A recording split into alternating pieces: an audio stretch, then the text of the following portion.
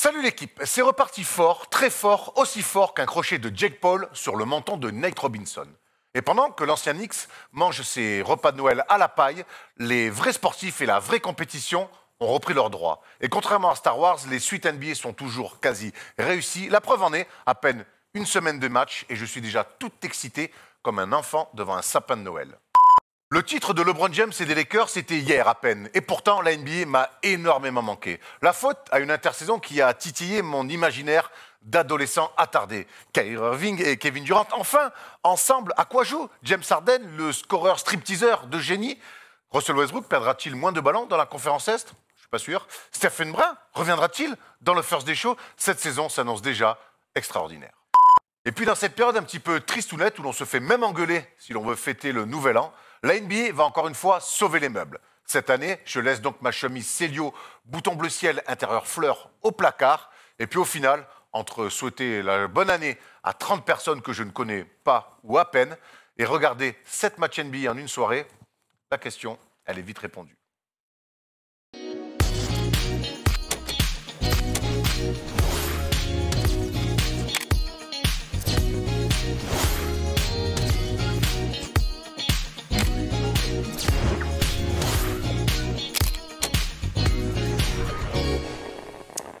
Salut l'équipe, on n'est pas jeudi, mais c'est quand même le First Day Show. L'actualité de la NBA nous oblige à vous offrir un First Day Show, le premier de la saison, un mardi pour bien finir 2020 tranquille. Et puis donc, pour l'occasion, on a reconstitué l'un des meilleurs duos de toute l'histoire, peut-être juste derrière Jordan Pippen, quoique Thomas Dufan, Stephen Brun, de nouveau ensemble dans le canapé du First Day Show. Comment ça va, messieurs? Bravo. Comment ça va, messieurs? Bonjour, monsieur, ça va? Ah, ça se check, bravo. Sur une petite musique un peu funk. Alors voilà, nouveau générique, vous l'avez vu, on embrasse bien sûr notre Aslak d'amour qui nous a fait ce beau générique. Steph, ça fait longtemps qu'on t'avait pas vu dans ce canapé, on t'avait vu à la radio, on t'avait vu sur le plateau du 1.3 du récap, mais dans ce canapé-là, c'est là où tu as commencé à faire tes gammes chez la First Team. Exactement, c'est là où les gens m'ont vu grandir, dans ce canapé. Très content d'être de retour dans cette belle petite émission que le First Day Show, que j'affectionne, les amis, surtout pour un début de NBA qui est plutôt sympa. Donc très content de pouvoir parler de ce retour de la NBA dans un First Day Show 2020 pour débuter l'année 2021 qui arrive bientôt. Steph, vas-y. J'ai deux trucs à dire, parce que visiblement, le dernier First Day Show avec Stephen, j'ai l'impression que c'est le 9 mai 2019. Ouais, avec Erwan, avec quelques kilos supplémentaires. 2019. et je suis très déçu qu'on commence un First Day Show, donc le premier depuis le 9 mai 2019, sans un putain de salut les gars. Ah ouais, mais là, on est très déçus, honnêtement. Ah ouais, honnêtement, vous êtes déçus. Ah bah ouais. Mais je m'étais dit qu'à 40 balais. Apparemment, la voix de la sagesse a parlé. 2020 est définitivement une année de merde. Tu parlais donc que oui, que l'actu NBA est plutôt riche. Et d'ailleurs, le programme de cette émission l'est tout autant avec des news. On reviendra sur les dernières blessures, les derniers records aussi qui ont été battus. On fera un énorme débat sur les Nets. Malgré leurs 2 défaites, on est plutôt déjà convaincu par le début de l'ère de Nets Durant, Kyrie Irving, Steve Nash. Enfin, il y a pléthore de noms à sortir. On fera un focus sur James Harden. Aussi fou que fort, on a l'impression. Quelle sera la suite de la carrière de James Harden avec les Rockets ou pas d'ailleurs? Et puis on finira comme d'habitude avec le quiz de James Serravino, j'allais dire, pas du tout James Serravino, de Tom Serravino. Steph, juste avant, je voudrais revenir sur un truc que tu as fait avec RMC il n'y a pas longtemps, et une émission qu'on n'a pas encore entendue, mais j'ai eu beaucoup d'échos là-dessus, et je vais inviter les gens à aller le voir sur l'appli d'RMC, parce que c'était une émission où tu t'es un peu livré comme rarement. Oui, c'est une émission qui s'appelle La Boîte à Souvenirs, la saison 2, pendant les fêtes. C'est Jean-Christophe Drouet et Pierre Amiche qui ont mis ça en place. Donc, c'est pour mieux connaître les consultants de RMC, rentrer un petit peu plus loin dans leur vie, au-delà de l'aspect basketteur et tout ça, ce qu'ils ont pu traverser comme moment. Donc, c'est une émission où on se livre. Je me suis vraiment livré.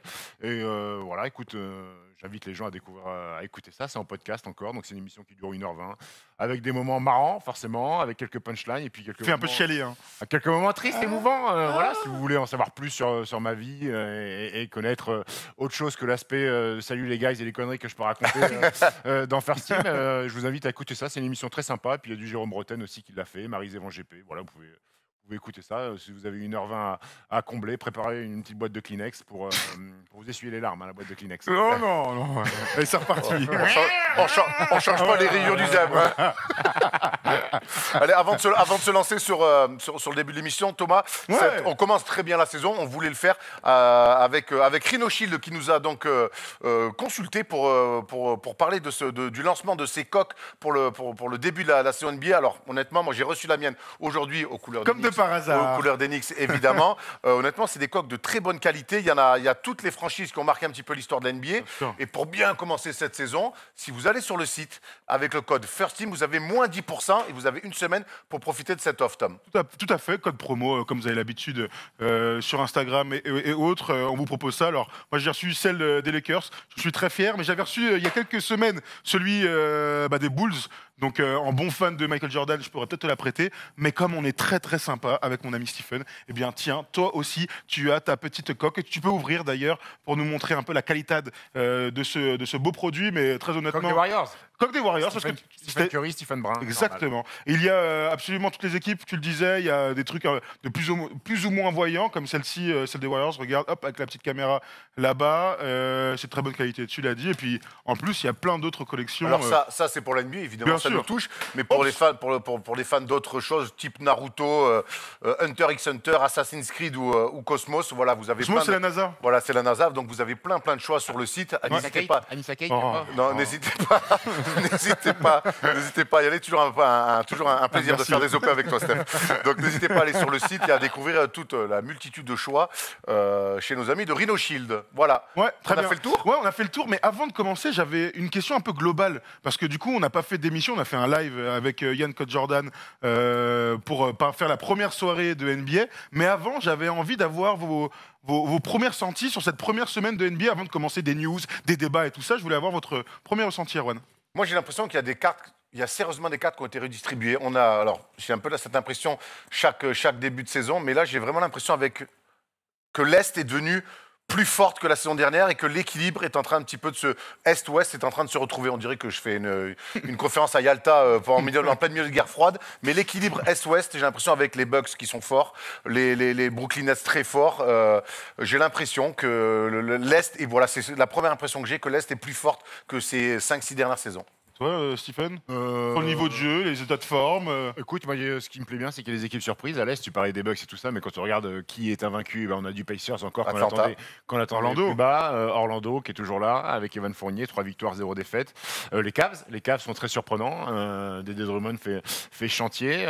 Écoute, moi, je suis pas agréablement surpris. J'étais curieux de voir comment les équipes allaient enchaîner, surtout celles qui sont allées loin dans la bulle. L'enchaînement, 70 jours d'écart entre la fin de saison et la nouvelle saison. Et puis finalement, le jeu proposé est plutôt intéressant. Alors bien sûr qu'il y a parfois des orgies offensives, il y a des stats comme on a l'habitude d'en voir ces 5-6 dernières années. Écoute, moi je suis pas déçu, je suis très très content de voir ça. En plus, il y a des nouveaux maillots très sympas qu'on découvre le matin. Donc, je pense à celui des Mavs, le vert. Ouais. Très bien. Ouais, non, très bien. Et puis écoute, même si dimanche soir j'étais surexcité sur mon canapé pour ce Mavs Clippers, on va en reparler. Ouais, on va en parler. Voilà, je suis parti voir le dernier Pixar, Saul, dans mon lit. Qui est très bien. À la fin du break, qui est très bien aussi. Voilà. Superbe. Puisqu'on parle des maillots, moi le maillot des Brooklyn Nets, il est sympa, Basquiat là. Basquiat. Magnifique. Ah voilà, il n'avait pas trop d'intérêt sur le principe, tu vois comme ça, mais en fait il est magnifique. Ouais. Hein. Les numéros jaunes et tout, bravo. Bravo. Et toi donc un petit peu non, moi je suis plutôt comme vous, c'est-à-dire que c'est très positif. Il y a toujours les états de forme des joueurs. Je voulais voir s'il allait y avoir du rythme. Au tout début, c'est toujours un peu compliqué avec cette pré-saison hyper tronquée, mais la plupart des stars sont en rendez-vous. Il y a certains qui sont déjà mis au repos, mais bon, la saison va être très très longue. Et j'ai une impression, c'est qu'il y a énormément de matchs. Tu vois, les soirées à 7, 8, dont 13 matchs même le deuxième soir, je ne sais plus quoi regarder, tu sais, j'essaie de regarder un peu toutes les équipes des matchs entiers, mais en fait, on n'a pas le temps puisqu'il n'y a que 24 heures dans une journée, ouais. Donc c'est un peu la sensation que j'ai, mais effectivement, c'est très positif de cette reprise. Bon, on ne peut pas tout voir, mais en tout cas, on va essayer de parler du maximum de choses, en commençant évidemment, comme d'habitude, par les news.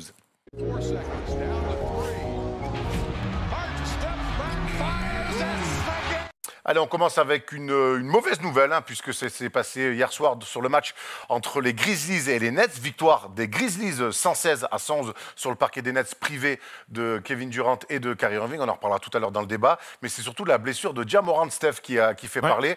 Une vilaine blessure sur une faute, j'ai envie de dire, un peu bête. Un peu bête, Évitable. il meurt à la fin de tir de Timothée Luau-Cabarro. Après, il retombe un petit peu sur le pied, la cheville qui twist. Moi, je pensais, j'ai craint le pire quand je le vois partir comme ça, aller s'allonger au bout.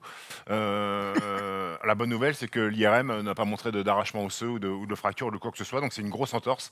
La cheville a sûrement gonflé. J'aime pas regarder ces images-là. Donc, mauvaise nouvelle, mais bonne nouvelle malgré tout, parce qu'il n'y a pas de dommages collatéraux sur les ligaments.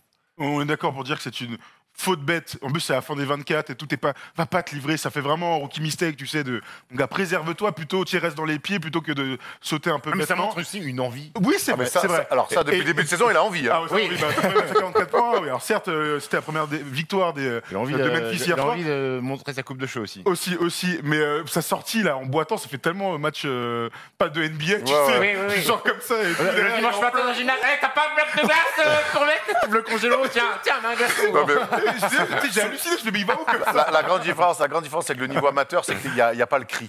Ouais, En amateur, il y a le. On ralentit d'habitude. On hein. ralentit. Mais oui, c'est surtout aussi pour dire combien Jamoret nous a régalé lors de son premier match face aux Spurs. 44 points de 18 sur 27. Il a dit qu'il voulait s'inspirer de Kyrie Irving sur pas mal d'aspects de son jeu, donc sur les dribbles, sur la manière de se créer des tirs à lui tout seul. On a vu l'année dernière qu'il en avait plein les mains. Il a été déjà en train de confirmer sur le petit échantillon de match. Ils ont perdu leur star Memphis, mais ils ont quand même gagné leur match hier. avec un super Kyle Anderson. J'adore Slow-Mo. Alors, j'adore pas ce gars-là, mais effectivement, il est.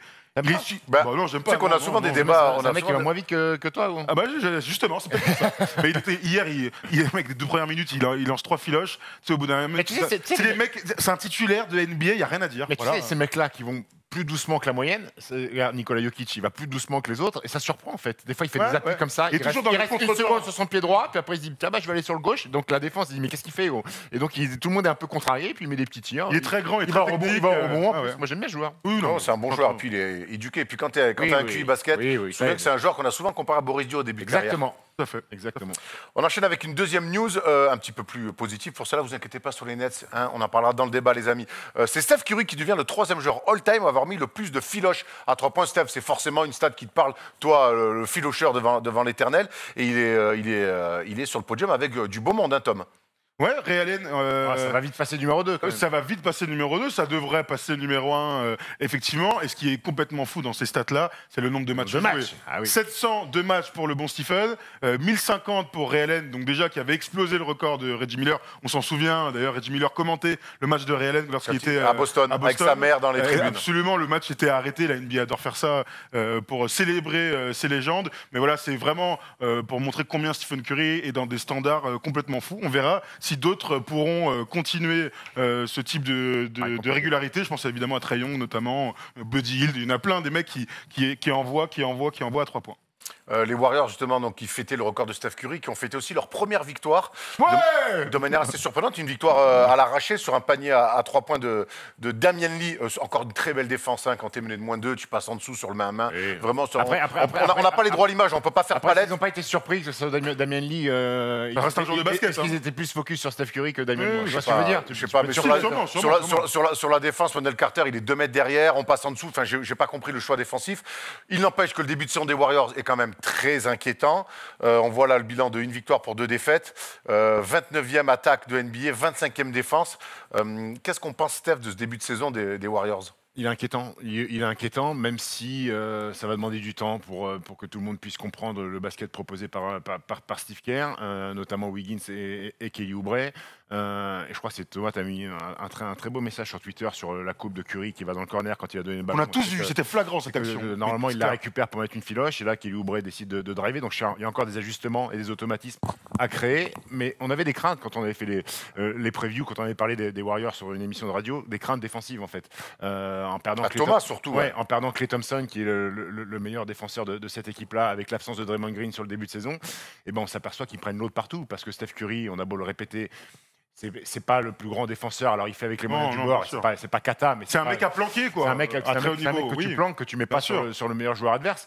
Mais le problème à côté, c'est qu'il y a personne. James Wiseman est encore tendre. Alors en deuxième rideau, il met des contres et tout ça sur des Les mêmes layups. volontaires. Oui. Mais Oubre et Junior et Wiggins sont pas des forts défenseurs. Et le problème, c'est qu'ils prennent des rafales. Et quand offensivement, eh ben, vous n'avez pas les liens, les automatismes et que l'attaque fonctionne pas, eh ben, ça fait des moins 15, des moins 20, des moins 25 parce que vous prenez de l'eau de l'autre côté. Quoi. Mais je pense que ça va aller avec le temps, que ça va s'améliorer. Il y a un truc qui est réel, c'est que leur calendrier, alors sur vraiment les 3 premiers matchs, donc les 2 premiers matchs, n'étaient pas favorables, évidemment, de jouer contre les Bucks. Quand tu es les Warriors et qu'il te manque Draymond Green, tu sais qu'il va falloir te mettre un peu. Voilà, ça allait prendre un peu plus de temps défensivement, ça on était tous persuadés. Maintenant, il y a quand même dans la manière des trucs qui nous ont interpellés et qui nous ont fait penser à l'année dernière. On les a tous mis en playoff. Tu vois, Finalement, je vais le mettre en play-in. ouais, non mais. Ouais, dans le meilleur des cas. Moi, si je devais le refaire, je le mettrais en vacances. Mais Ouais, après, voilà, par exemple. Mais moi, il y a des trucs qui m'ont fait penser à l'année dernière. Le but, c'est pas de disrespect Stephen Curry, mais c'est de montrer combien lui et les Warriors ont profité de l'un de l'autre. Steve Kerr et la mise en place, le fait qu'il était très bien entouré, mais parce que sa polarité est exceptionnelle à Stephen Curry. Tu le vois dès qu'il est sur le terrain. Il y a un nombre de prises à 2 qui sont complètement fous, donc ça ouvre le champ des possibilités pour tous les autres joueurs. Le problème, c'est que les autres joueurs, ce ne sont plus Kevin Durant, Klay Thompson, voire Harrison Barnes il y a quelques années. On voit ses stats sur les 3 premiers matchs. Le pourcentage à 3 points, il est complètement déraisonné pour un joueur aussi fort. Mais il prend des c'est la sélection. Et il rate des tirs. Et il rate des tirs à lui aussi. La sélection est cata parce qu'il est obligé de prendre des tirs dans des positions qu'il ne prenait pas forcément quand il y avait Durant et Klay Thompson. C'est le jeu, je Moi, trouve. ce qui m'a sauté aux yeux, c'est que le jeu des Warriors, ils essaient de jouer le même jeu qu'ils avaient quand ils avaient cette équipe-là qui marchait sur la ligue. Aujourd'hui, ils n'ont plus les joueurs pour jouer comme ça. Quand ils essaient de jouer comme ça, alors certes, tu le disais Steph, ça prend du temps, mais est-ce qu'au final, on ne doit pas peut-être se reconcentrer? Et c'est ce que j'aimerais vraiment aujourd'hui si les Warriors ne veulent pas tout de suite être largués dans la course au play-in, on va parler de ça maintenant, c'est est-ce que ne pas se recentrer beaucoup plus sur un Steph Curry et son jeu sur pick and roll, on rappelle qu'il est très fort là-dessus, plutôt que d'essayer d'instaurer un passing game avec des joueurs qui pour l'instant n'arrivent pas à le digérer ou peut-être même n'arriveront pas à le jouer. Après... On pense à Kelly Oubre ou d'ailleurs Tom Servino va nous montrer un tableau avec un super jeu de mots. J'ai l'impression que il est pas du tout dans le coup, mais parce qu'il joue pas le même jeu qu'il avait chez les Wizards et chez les Suns. Il porte beaucoup trop la balle, il dribble beaucoup trop et il est dans un trou terrible.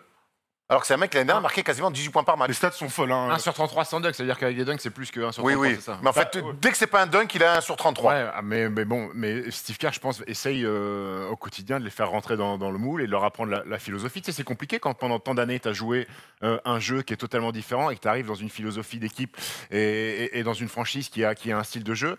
Pour reformater un garçon, ça prend un peu de temps. Ça se fait pas en 3 matchs parce que le naturel de Kelly Oubre, c'est de mettre la balle au sol, c'est d'aller percuter, c'est d'aller prendre des tirs sur une jambe à 1 contre 2, à 1 contre 3, et on l'a vu beaucoup cette saison. Et le problème, c'est que dans les équipes où il était avant, c'est des équipes qui perdaient, j'ai envie de dire. Donc on lui disait rien. Qui ne gagnait pas, en tout cas. Qui ne gagnait pas, donc on lui reprochait pas ce genre de truc. Quand tu arrives dans une franchise qui est censée, qui a gagné des titres et qui est censée retrouver son statut avec une année cata, et ben là on peut lui reprocher en lui disant non, ça c'est pas les bons tirs. On l'a vu sur une image où Steve Kerr et Steph Curry se prennent la tête dans les mains en disant mais qu'est-ce qu'il fait? On va aller percuter à 1 contre 3 et envoyer. Je pense que ça va prendre du temps pour faire comprendre. Ouais, j'espère, je sais pas, je connais pas le garçon. Est-ce qu'il est suffisamment intelligent et suffisamment mature pour comprendre et ce qu'il doit faire dans cette équipe-là, où il va vouloir rester dans son style de jeu et se casser la gueule. Kelly Oubre n'a pas joué pendant la bulle, donc il y a aussi le fait de se réactiviser, reprendre le rythme. Maintenant, 0-17 sur des tirs à 3 points qui sont pour la plupart et c'est son des jeu. Grands tirs ouverts. Tu sais, les grands tirs ouverts, t'es en rythme, bonne passe, boum. C'est ça qui est inquiétant dans les dernières performances de Kelly Oubre. Là, on parle pas d'Andrew Wiggins, mais lui qui est un peu mieux que Kelly Oubre, mais en même temps, c'est pas difficile. Les stats qu'il fait, je peux les faire. Wiggins a les pourcentages kata aussi. Ouais, mais il est un peu moins pire. Mais moi, mon gros problème, Kelly Oubre, c'est le joueur le plus nul de la NBA en ce moment. C'est vraiment la politique du pire. Là, ouais, mais bon, il y a un mec qui est presque à 15 points et l'autre qui est à 5. Bon, bref, on chie pas.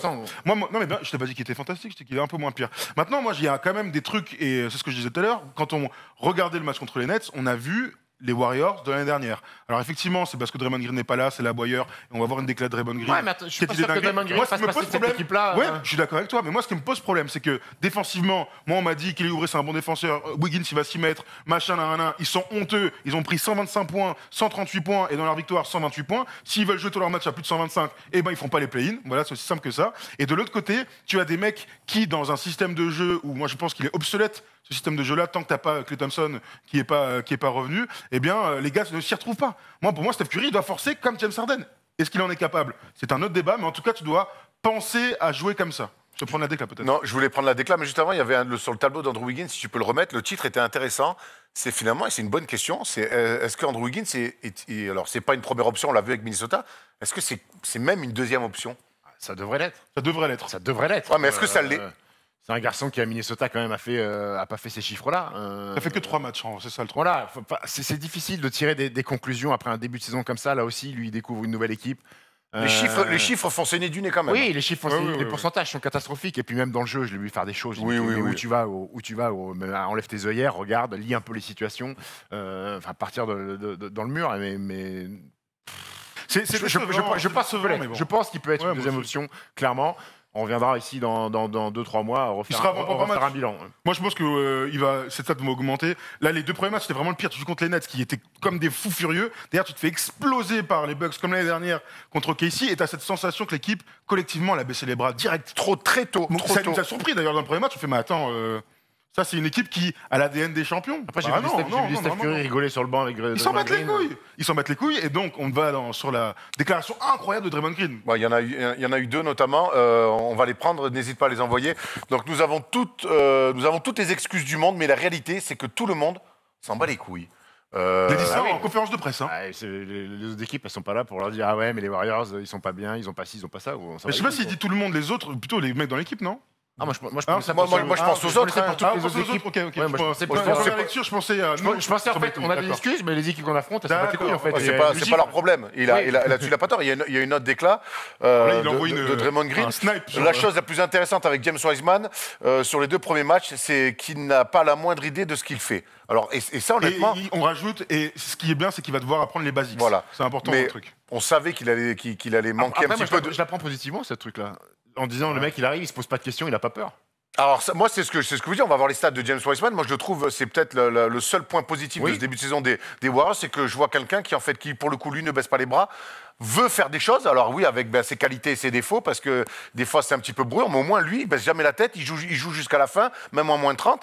Et je trouve que pour l'instant, c'est plutôt lui le seul point positif peut-être de ce début de saison côté Warriors. On ne va pas évidemment oublier Damian Lee qui met ce buzzer-là, mais c'est une action, quoi. Ouais. Et puis par rapport à la déclaration de Draymond Green, moi, ça me fatigue honnêtement parce qu'on a tous vu les matchs. C'est une catastrophe. Draymond Green ne joue pas. Il devrait revenir en fin de semaine. S'il revient et qu'on sent un changement d'état d'esprit dans l'équipe, qu'il sorte ensuite cette déclat-là, pourquoi pas? Mais là, un mec qui parle, il joue pas. Non, mais déjà, ça, il peut pas le dire dans le vestiaire, ça doit rester dans le vestiaire. Est-ce qu'il a besoin d'aller vers les journalistes pour faire ce type d'annonce? On les a tous vus les matchs, mais en fait, concentrez-vous sur vous-même. Là, il faut remettre la défense en place. Tu dois être l'aboyeur, le leader, le général. Tu t'appelles comme tu veux, mais ça doit passer par des actes. Là, on s'en fout qu'ils viennent dire ça. Moi, ça m'a un peu étonné. Et puis, au bout de 3 matchs, nous, on a peut-être des conclusions hâtives sur ce qu'on a vu. Mais alors, lui, c'est quand même incroyable de sortir ça. Après, moi, Draymond Green, je l'ai vu bien communiquer avec Wiseman sur les. Il a démonté sur des phases et tout, oui. Il lui explique 2-3 trucs. Parce qu'il avait besoin de faire ça. Oui, mais ça fait partie du personnage. Ça fait 10 ans qu'il ouvre sa bouche. Donc, de toute façon, je pense que pour Wiseman, on savait que ça allait passer aussi par l'éducation à Draymond Green. C'est bien, Wiseman. Pour un mec qui a joué 3 matchs l'année dernière, qui arrive dans la grande ligue, où il y a beaucoup d'attentes, il a la qualité, il est grand, il est vertical, il met dedans 3 points. Il n'a pas peur. Il n'a pas peur. Alors, il a encore un peu, parfois, il pète un peu au contact, il est en retard sur les rotations, il comprend pas tout. Mais enfin, on va pas demander. Pour un mec qui a joué 3 matchs de NCAA. En tout cas, en une semaine, il a joué plus de matchs que toute la saison dernière. Et je trouve ça plutôt encourageant. On reviendra évidemment toute la saison sur l'évolution de cette équipe des Warriors, avec d'abord le retour de Draymond Green. Et on parlera, là, on n'a pas le temps, c'est que des news, mais aussi du coaching de Steve Kerr. Je pense que lui aussi, quelque part, il doit fait jouer tout le monde. Voilà, il doit à un moment donné, quand tu es dans le dur, je sais pas, il me semble, Steph, dis-moi si on se trompe, mais qu'on doit peut-être resserrer un petit peu les rotations plutôt que d'ouvrir son banc comme ça à un petit peu tout le monde. On rappelle que Marquise Chris s'est pété le péroné, était out pour toute la saison. Après, n'oublions pas aussi que sur une saison NBA normale, il y a un training camp de 3-4 semaines où Steve Kerr peut faire un état des lieux un peu plus longtemps. Est-ce qu'il ne se sert pas aussi de ce début de saison pour tester des joueurs? Tu as raison. À voir. En tout cas, on a vu que les Warriors encaissaient beaucoup de points, mais il y a eu pire que les Warriors dans ce début de saison. Ça a été les Clippers dimanche soir qui recevaient les Mavs au retour de Denver. Et nos amis ont explosé en vol. Et c'est peu dire, défait 124-73 à domicile, mené 77-27 à la mi-temps, 50 points d'écart, record all-time en NBA. Honnêtement, on peut comprendre la fatigue quand tu es en NBA. Ça fait pas sérieux. Honnêtement, on était tous devant la télé, on communiquait tous ensemble. Et je pense que vous qui avez regardé les matchs, vous avez dû avoir la même sensation. Pas bravo les Clippers, vraiment Non, pas. bravo. Pas bravo. Ça fait tâche parce que c'est un match en prime time et c'est une belle affiche contre les Mavs. Maintenant, je peux leur trouver des circonstances atténuantes.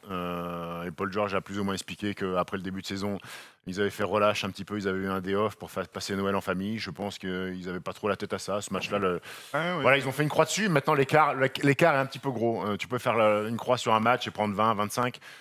Après, je ne suis pas sûr que si les Clips regagnent des matchs et d'ici 2 mois sont en tête de la conférence Ouest, ce match-là, on n'en parlera plus. Tu as raison. Après, tu vois, le truc, c'est qu'on sortait quand même sur 2 sorties très positives des Clippers. Donc la victoire contre les Lakers au premier match avec un Paul George fantastique, qui visiblement la veille n'avait pas fêté Noël, heureusement pour les Clippers. Pas fêté Noël le 22. Ah ben, tu sais, de nos jours, tu peux fêter tous les jours.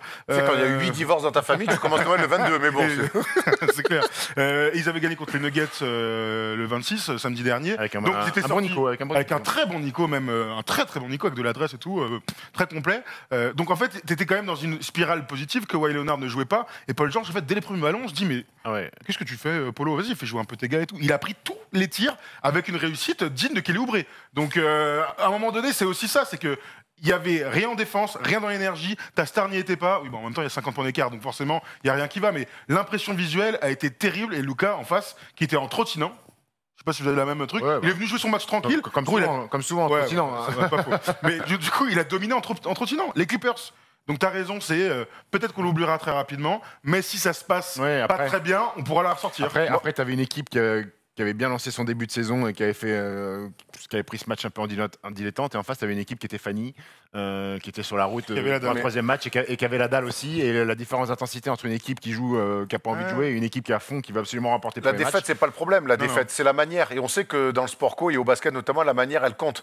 Et cette équipe-là, sur laquelle il y avait beaucoup d'incertitudes sur la fin de saison dernière, parce qu'ils ont lâché, notamment, on se souvient, ce match 7 face à Denver, où ils lâchent complètement cette fin de série avec tout le bruit que ça a fait. De nouveau, très tôt dans la saison, on les voit lâcher. Et on les voit lâcher à domicile, dès une première mi-temps, être menés de 50. Moi, c'est pas le fait qu'ils perdent parce que le retour de Denver est compliqué. C'est l'ampleur du faut que ça soit un accident. Réduit un peu la voilure, joue avec moins de rythme, casse un peu le jeu. Ils n'ont pas su le faire. Et ils ont très vite baissé.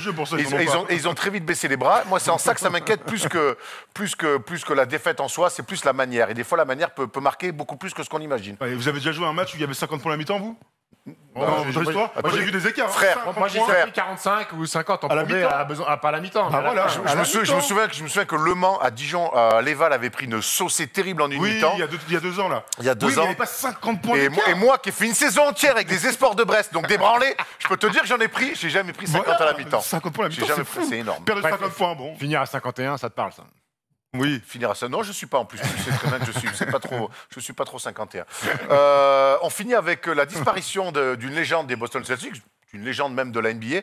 C'est Casey Jones-Thomas qui est mort à l'âge de 88 ans, le numéro 25 des Boston Celtics sous le grand pote de Bill Russell. Tout à fait, grand pote de Bill Russell, puisqu'ils sont champions tous les deux en NCAA avant de se retrouver à Boston. C'est une vie tout simplement légendaire. Regardez ce palmarès complètement fou. 12 fois champion NBA, dont 8 fois en tant que joueur, 8 titres consécutifs avec les Boston Celtics, tu viens de le dire, 59 points, de 1959 à 1966. Ensuite, en tant que coach de Larry Bird notamment, et de toute l'armada des années 80 en 84 et 86. Il est aussi 2 fois champion comme assistant coach avec les Lakers 72 et avec les Boston Celtics en 81. Pour ne rien arranger, il est aussi vainqueur de la médaille d'or en 1956. C'était où les JO en 56? Je sais pas. Montréal? C'était dans le pays de naissance de Kyrie Irving. En Australie? À Melbourne. Melbourne. Ouais. N'importe quoi, Montréal. Donc voilà, une vie légendaire, donc évidemment Hall of Famer.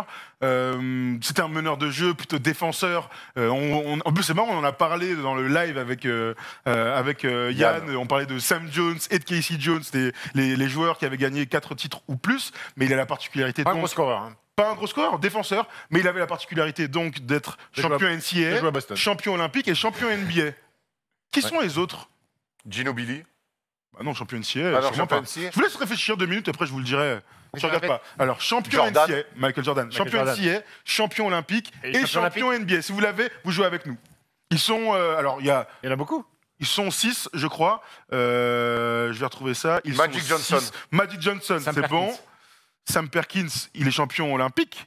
Il est Sam Perkins, il n'est pas champion il est olympique. pas- Et les autres, ils sont plus difficiles, donc je vais vous les dire. Mais effectivement, donc Bill Russell aussi, puisqu'ils sont champions olympiques en même temps. Michael Jordan, Magic Johnson, Quick Buckner, Jerry Lucas, qu'on connaît, et Lucas. Clyde Lovelett, qu'on connaît aussi, mais qui Clyde sont plus Lovelett. difficiles. Mais bon, ils sont dans une caste où ils sont moins de 10. On fait pas de Lovelett sans casser des œufs en même temps. Très bien, bravo. Bravo. Donc, hommage à Casey Jones, légende de son sport. Non, Ginobili, c'est le seul à être Euroleague. champion NBA, Euroleague. et champion. Ouais, c'est vrai que ça- Jordan ne l'est pas, ça. Hein. Non, il y a Bill Bradley qui est aussi sénateur qui l'a fait et un troisième, je sais plus. D'accord. Ginobili n'a pas été. Jordan n'a pas gagné l'Euroleague, petit joueur. Voilà, on a fait le tour des news assez complètes. Hein. On va attaquer sur le moment fort de cette émission. C'est les Nets et on est déjà bouillant des Nets. Dennis Rodman, if you forget all about the hair and all the tattoos, watching play basketball, he can do. Un bilan seulement de 50% de victoires, 2 victoires pour commencer, puis 2 défaites. Et pourtant, on a déjà envie de s'emballer chez First Team autour des Nets. Pourquoi? Parce qu'on avait déjà peur du bling-bling un petit peu entre l'association Kyrie Irving, Kevin Durant, l'arrivée de Steve Nash avec un coaching staff aussi très, très reluisant, avec notamment Mike D'Antoni. Et honnêtement, les gars, on va pas se mentir. On va commencer par ces 2 premières prestations. La première face aux Warriors, la deuxième face à Boston, au TD Garden. Et honnêtement, après ces 2 matchs, quelles ont été vos premières impressions? La mienne, ça a été de dire « oulala ». Ouais, oulala, ça correspond bien. Les premières impressions, moi, c'était que les superstars, quand elles sont en forme et qu'elles ont les ballons et qu'elles ont envie de jouer et tout, parfois ça peut faire du grabuge. Et je pense évidemment à Kyrie Irving et Kevin Durant, qui nous ont bluffés d'un point de vue offensif, d'isolation, de rythme, d'adresse, de domination contre les Warriors. La différence de niveau a été complètement folle en fait. Tu avais l'impression qu'il y avait une équipe qui était venue jouer un match comme ça, une équipe qui était là pour montrer qu'ils étaient parmi les tout meilleurs de la NBA. Et la deuxième impression qui m'est venue tout de suite après, c'est défensivement, parce que défensivement on a beaucoup d'interrogations. Le 5 majeur, bon, Spencer Dinwiddie, on va en parler, qui est blessé, mais moi il y avait quelque chose, 2-3 trucs que j'aurais peut-être changé. Ils nous ont impressionnés parce qu'ils étaient très investis défensivement, ils tenaient leur duel dans l'énergie, leur banc aussi s'était mis au diapason défensif. Donc voilà, c'était les 2 premières choses qui me sont venues à l'esprit en voyant ces 2 premiers matchs. Écoute, moi c'est KD. J'ai retrouvé KD, le grand KD en fait, le meilleur attaquant au monde pour moi. Si ce n'est le meilleur joueur. Ouais, si c'était le meilleur joueur, je l'ai trouvé en Cannes. Incroyable sur les traversées de terrain, sur des pull-ups à 3 points en transition, comment c'est faire sur du drive, il va mettre un dunk à 2 mains sur la ligne. Sur des départs comme Sur un ça. départ direct comme ça. Ah ouais, c'est clair. Je l'ai trouvé très fort. J'ai pas retrouvé un mec qui a pas Force joué pas. pendant un an. Il force rien en fait. 1 an et demi même. 1 an et demi sans jouer et j'ai pas vu ça sur le terrain. Alors est-ce que je vais attendre de voir, parce que souvent quand tu reviens d'une blessure, il y a ce côté tout un petit peu excitation, adrénaline, et parfois un petit peu tu redescends, mais je les ai trouvés tellement forts. Et tu parlais de défense, moi j'ai vu Kyrie Irving sur des duels 1 contre 1. Ça fait longtemps que je ne l'avais pas vu comme ça. Jamais battu, systématiquement en canne fléchie. Il reste toujours entre le panier et son garçon, au contact. Je l'ai vu mettre sur des duels 1 contre 1 avec des meneurs. Je ne l'ai jamais vu battu. Et cette équipe-là, je l'ai trouvé, j'en fais mon favori pour être champion NBA. Hein. Alors attention aux éclats des premiers jours. On va rester sur cet aspect défensif parce que moi, c'est le premier aspect qui m'a sauté aux yeux chez ces Nets. Évidemment, l'attaque, elle il y a beaucoup de choses à dire sur l'attaque aussi. Même sur l'attaque, il y a des ISO, Kyrie et KD, mais putain, des fois, il n'y a pas que. Non, mais ça, il y a une vraie envie de se passer. Il y a beaucoup de choses à dire, donc on va essayer de structurer. Allons sur la défense. La première chose qui me saute aux yeux face aux Warriors, c'est défensivement, c'est cette envie déjà de gagner les duels. Qui est confirmé 2 jours après à Boston, où là, pour le coup, une entame défensive, c'est assez incroyable. 1-5, on ne change quasiment pas. Et par contre, tout ce qui est 2-3-4 avec KD, tout change. Déjà, il y a ce côté-là, mais tu l'as dit, Steph, et Tom, c'est ce que tu disais aussi, c'est cette envie de tenir les duels, tout le monde. On n'est pas battu, on n'est pas là dans le j'oriente, l'aide. Non, d'abord, la première chose, et c'est les consignes les plus simples à NBA, c'est on tient les duels. Et quand des mecs forts comme ça sont disciplinés et tiennent les duels, Eh ben, c'est assez impressionnant à C'est la voir. base du basket, en fait, j'ai envie de te dire, la constante avec du oui, bien sûr. L'aide, c'est une solution de secours. On a tendance à oublier, mais on parle C'est d'aide, de vrai, t'as rotation. raison. Il Mais porte bien mais- son nom, du coup. Mais la base du basket, en Bah fait, oui. c'est un contre un. Enfin, faut tenir ton à mec, fait. quoi. Après, les organisations, parce que tu as des mecs qui sont tellement forts que parfois ça t'arrive d'être battu. à Il fait. faut mettre des organisations en place. Mais Et- c'est là où on peut donner du mérite à Steve Nash, comme Frank Vogel l'année dernière avec les Lakers, parce que quand tu arrives, tu te donnes tes premiers préceptes, tes priorités au training camp. On va dire, en premier, on va être une grosse défense, puis ensuite, on va se faire des passes, et ainsi de suite. On va courir. Voilà, j'ai eu l'impression très rapidement que Steve Nash, comme Frank Vogel l'année dernière, sachant les talents d'attaque naturels de LeBron et Ils n'ont Anthony Davis. pas dû beaucoup bosser ou KD. offensivement, je crois, sur le Non, c'est vrai. Ils ont Mais en plus- tout cas, tu peux il est dire, pas les fou, gars, hein. on va s'y mettre. On a deux super pivots dissuasifs Ah ouais. en DeAndre Jordan et Jarrett Allen. On a Kevin Durant qui, depuis l'époque Warriors, nous impressionne défensivement au contre. Il a pris 2 tomards, mais c'est bien la preuve qu'il va au contre et qu'il tente de Oui, défendre. enfin, Ça fait partie et du puis, jeu. et puis même sur la ligne de passe, il y a des longs segments, les tout à interceptions fait. à l'opposé, il est de bonne lecture comme gardien de but, les balles arrivent, tac, il va taper des ballons. Mais à côté de ça, tu as un sac majeur, moi qui me semblait déséquilibré offensivement, c'est-à-dire que Kyrie Irving, Spencer Dinwiddie, Joe Harris, pour moi, ça manque d'un mec avec un profil un peu plus défenseur. Alors, c'est bien, ça va redistribuer les cartes, la blessure de Dinwiddie. Enfin, c'est bien. Non, c'est horrible. malheureux. Joe Harris, malheureux pour lui, quand même. Joe Joe Harris, Harris m'a impressionné. Joe Harris, c'est défensivement. pas celui dont on va parler le plus, mais moi, respect énorme à Joe Harris. Défensivement, il se ouais. met des pelés. Il fait et kiffer. puis, et puis, bon. ils arrivent bien à le trouver. Ah il oui. met shooter de très haut niveau. Et défensivement, il fait kiffer. Hein. Il est J'adore. c'est leur meilleur défenseur. J'adore ce gamin. Enfin, j'adore ce gamin, il a 28 ans, mais, 29 ans même. Excuse-nous. Non, mais- Non, mais Non, il a mais été prolongé pour un beau contrat, tu vois. On Oui. pourrait se poser la question parce qu'il y a du monde. Et tu vois, dans le 5 majeur, il y a beaucoup gros, d'armes c'est- offensives. Joe Harris, moi, je trouvais que c'est le c'était mec rêvé, dommage de le mettre dans le 5 majeur parce que c'est le type de mec comme DJ Reddick, quand il est sur le terrain, il faut lui mettre des systèmes. Tant il est bon shooter Ouais, et bon dans la pénétration. Mais, Ouais, mais- c'est ce que je te dis, oui. mais en fait, il fit parfaitement. Oui. Parce qu'il veut pas, Parce qu'il est il veut pas intelligent. trop en faire. Il va se mettre dans les spots là où fait. il est sûr d'être trouvé, sur le corner quand le ballon a bien bougé, il arrive en bout de chaîne, il filoche. En transi, il se Et, lève. en transi, et puis c'est un bon passeur, c'est un mec. On ouais, parle c'est de un QI bon basket, c'est un Mais mec. en plus, Je c'est pense un qu'il bon joueur de de Mais basket. pas que des filoches à 3 points. Dans le non, jeu sans ballon pour aller oui, finir oui, aussi. oui. il est très- Des coupes dans le dos, il Ouais, part, ouais. soit- Rappelez qu'il et- était dans le 5 de Team USA quand on les a battus, il était dans le Exactement. 5, quoi, à la place d'autres mecs. Non, mais. C'est pas la meilleure promo qu'on pas la puisse lui meilleure faire. promo contre Joe Harris. Bah, gros, c'est le mec qui est dans le 5 majeur de son pays au Oui, basketball. oui, très bien. C'est-à-dire que t'es un vrai gars quand même. Justement, on l'a sur ce plutôt début de saison plutôt positif à la part des Nets, une première tuile, c'est la blessure de Spencer Dinwiddie qui est touché partiellement aux croisés, ACL, au au croisé. croisé. Donc forcément, ça va libérer une place dans le 5. On a vu que Caris LeVert était vraiment naturellement le leader du banc. Bon Et, cochon, hein, Caris.